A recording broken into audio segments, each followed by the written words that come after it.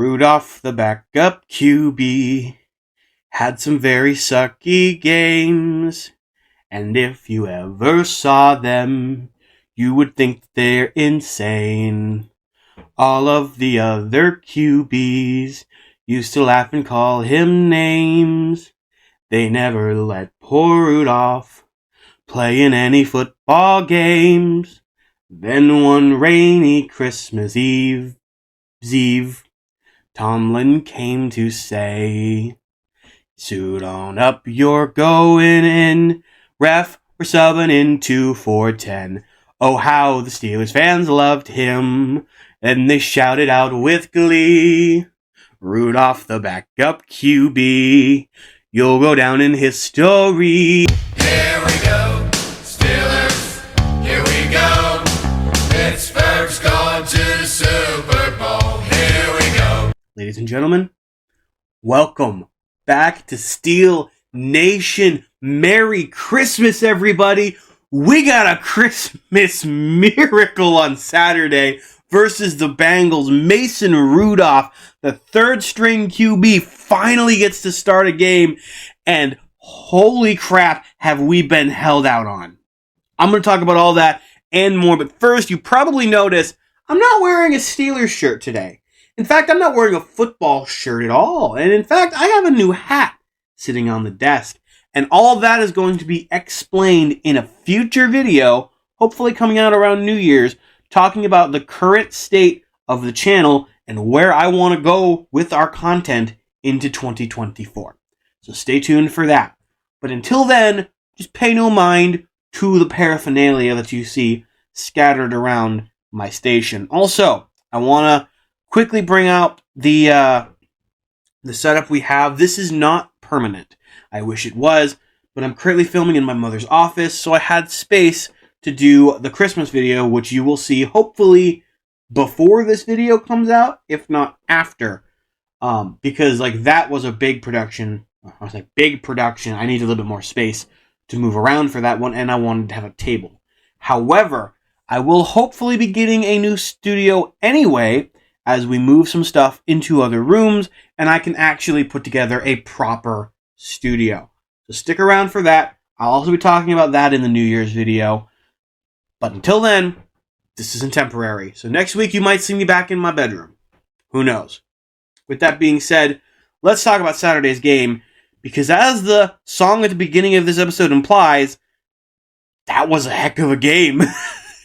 Mason Rudolph coming in as our third-string quarterback after benching Mitch Trubisky last game, comes in and just destroys. Firstly, we need to talk about George Pickens and his absolutely tone-setting 86-yard touchdown catch and run. They have struggled mightily through the year, hoping this is the game to turn around. And Rudolph with his first completion. It's Pickens in stride. There he goes. The explosion. Pickens. Goodbye. Touchdown. 86 yards. Because holy crap. Like, that was something that I'd never expected to see from the Steelers, let alone from George Pickens, the dude who, while yes, he can make incredible catches, like the one he made later on in the game on the sideline. Drop. Rudolph letting it fly down the sideline. Pickens got it. He has shown himself to have a really bad attitude when it comes to being a team player and blocking. So to see him go for 86 yards was really, really good. And it was really liberating as somebody who likes George Pickens. Now, do I agree that he has problems when it comes to the way that he talks and his attitude towards being a team player? Absolutely. I want him to play better as a team player. I want him to block more. I understand that he doesn't want to get injured, but he's playing tackle football. That's gonna happen. And if you stay out of the way of a defender because you don't want to get injured, but that ends up causing your team to not score any points, then I think that falls badly on you more than it does on the issue of injury. Now, I plan on putting out a video about KZ because that whole issue was ridiculous. But that goes into, what I'm talking about here, where if KZ just lets people catch balls, then, it's never going to end. Our defense is going to always be bad. And it's the same when it comes to the offense and blocking. If you're always so worried about injury that you refuse to block, you're never going to go anywhere. And your team is just going to start to suffer for it. So seeing Jaylen Warren, the guy who he did not want to block for last week, block for him in one of his really big runs, and block for number 19, Calvin Austin III, is liberating. But as I just said, Calvin Austin III also got a touchdown run. It was on a jet sweep, but it was still a touchdown. And I've been saying since the beginning of the season, Calvin Austin III is going to be a really good addition to this team. Him and Allen Robinson, while not perfect and not the best at their position, are still quite good. And when we need them, we can rely on them. Allen Robinson II got a couple of touches today on Saturday. Calvin Austin III got a jet sweep touchdown run. That's insane. And, of course, it all goes back to our quarterback, Mason frickin' Rudolph. Let me read you some stats real quick. 17 completions on 27 attempts for 290 yards and 2 touchdowns, giving him 23 fantasy points. I think that's more than any Steelers quarterback has gotten in a single game this entire NFL season. That's insane. And it came from Mason Rudolph, the career backup. And I've been saying this quite a bit. He was backup behind Ben Roethlisberger, one of arguably the best quarterbacks to ever play the game. So, being a backup to Big Ben is definitely going to show poorly on you when you have to take over for him. So, it's no surprise to me that people thought he was awful, because he was the backup to one of the best quarterbacks to ever play. So getting to see him really shine this week was liberating as crap. Because so many people are talking mad crap on this guy that I don't think is that bad. And he showed it today by being a monster on the field. Like, the dude did better than Trubisky in all of his starts and Kenny Pickett in most of his starts. Now we're getting Kenny Pickett back, and I think Kenny Pickett can do the same. And now that he's seen what Rudolph can do, I feel like Kenny Pickett should have the renewed sense of energy to be able to go out there and perform. Because I feel like Kenny Pickett didn't know what his receivers were capable of, was worried about what would happen if he tried to go deep. Now that he sees the deep game is open, thanks to Rudolph, I have a feeling we're going to see Kenny Pickett go out there and put a couple down the field. We might see more long touchdown runs, catch and runs for George Pickens, or Deontay Johnson, if we can get Deontay Johnson going. Freiermuth in the middle of the field, keeping that middle open. Robinson II, Calvin Austin III. We've got so many weapons. It's insane. I want to compare Rudolph's stats to Browning's for a second, because Browning had 24 completions for 42 attempts. So many more attempts than Rudolph. 335 yards through the air. He had more offensive yards through the air with 1 touchdown. But here's the thing. Even though Jake Browning out-threw us, he threw 3 interceptions. 3. When Rudolph, not 1. And that's what wins football games, is those interceptions. And another big thing we had was the running game. Najee Harris, 19 attempts, 78 yards. Pretty good. Jaylen Warren, 8 attempts, 24 yards. The guy still cannot get the ball and was still able to put 24 yards up on the board. Calvin Austin III, one rush, 7 yards, a touchdown. That's insane. It's insane. And Rudolph, 2 runs, 4 yards. Basic stuff. But that Najee Harris, 19 for 78, and Jaylen Warren, 8 for 24. I don't know why Jalen's not getting the ball as much. I know Najee is getting better. The run game is opening up a lot more. And now that we're actually passing the ball a bit more, the deep game is opening up. Defenses are now going to have to adjust the way they play us to not just solely focus on defending the run game. They're going to have to also defend the passing game. However, you have Jaylen Warren. He is a really good running back. Use him. Don't just give it to Najee. Give it to Warren. Don't just use him as a blocker. Use him in the run game. Same with Freiermuth. Use him as a receiver. He's good there. He's not just a blocker. And I'm not just saying this because I have him in one of my fantasy leagues and he did literally nothing this whole week. But I digress. Receiving. Here's the big one. George Pickens had 6 targets with 4 receptions, 195 yards, and 2 touchdowns. One of those being an 86-yard catch and run, which we talked about earlier. Another one being a not as impressive, but still somewhat impressive, I think 40-yard catch and run for a touchdown. 1. Rudolph looking sideline for Pickens again. He's got it. Dropped it in the bucket. Pickens punches back. Touchdown. That's insane. And then, I think I showed you the clip already, his incredible catch on the sideline, falling out of bounds in order to move the chains forward on a 3rd down. Awesome. Deep ball, caught. It's just beautiful to watch. Allen Robinson, 4 for 4 on receptions. 36 yards, no touchdowns, but his longest was a 14-yard catch. So pretty good. Jaylen Warren was 6 for 5 with 30. Deontay Johnson, big issue. 5 for 2. 2 receptions on 5 attempts, 15 yards. Longest was 10. So he had a 10 and a 5. During the game, Johnson dropped quite a few balls that he should have been able to catch. By quite a few, I mean 3, but still. There was 2 deep balls and a shorter ball. He should have been able to pull in at least one of those, but he didn't.